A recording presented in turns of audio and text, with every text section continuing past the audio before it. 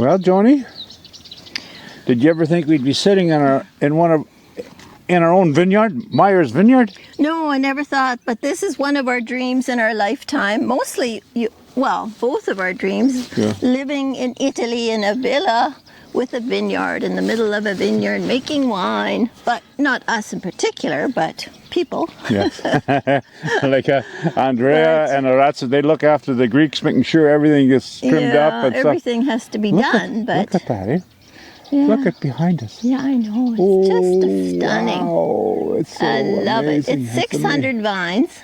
Yes, of Caricante, right? Caricante. It's a white variety that is very indigenous to this region. We've been recommended by the agronomist that this is the best grape for this soil and this property and this region. It's the DOC of Etna, which means it's going to be a designation of origin. But Ciao.